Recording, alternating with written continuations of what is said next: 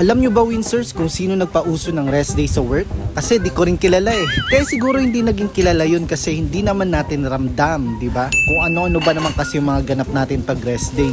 Saka tayo magre-reklamo na may work na ng Lunes. Malilate ka pa, magsisick leave kasi may sakit kuno. Pero sa totoo, puyat lang, o di kaya may hangover, o di kaya absent na lang dahil naubusan na ng dahilan.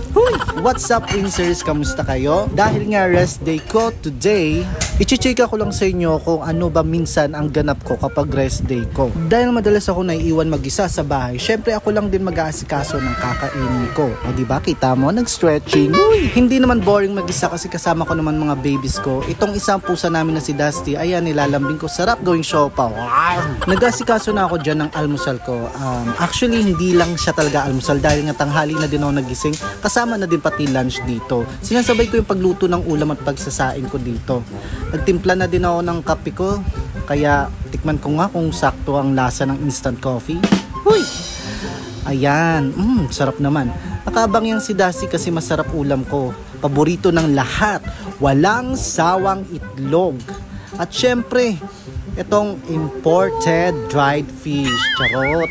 Tuyo lang talaga yan in layman's term. Layman's term? With matching suka para sa tuyo at kaning bahaw. Nakakataba daw to kaya di ko na inantay yung sinaing. Ayan, ready na. Samahan nyo na ako kumain, Winsers. Huwag tayo magsayang ng pagkain. Bawat buti lang kanin ay mahalaga. Grabe, solid. Ang sarap kahit itlog at tuyo lang. Nararamdaman ko ang pagiging Pinoy. Tara, kape sa taginip. Minsan naman pag rest day ko, nilalakad namin yung mga aso namin. Ito si Happy at ito naman yung pumanaw namin si Chuchay.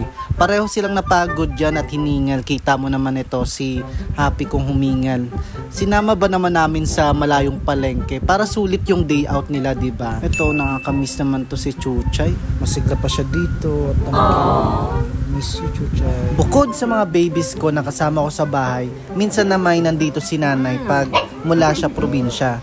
Pinagtitripan namin dito si Happy kasi naman puro na lang kain yung nasa isip nito. Kaya walang talent eh. Just, madalas kasama ko lang sa bahay mga alaga namin kaya muntik na din ako maging aso eh. O diba?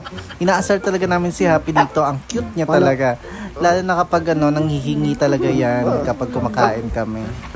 Ganito naman si Chuchay nung masiglapat kasama pa namin dito. Bata mo pa eh, naglalandi ka na.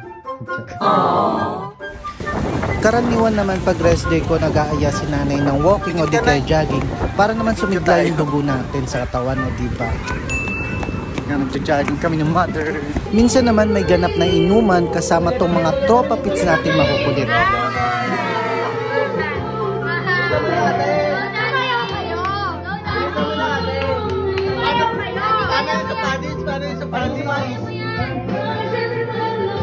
Siyempre, pag may tama na, hindi mawawala dyan yung sayawan. Uy.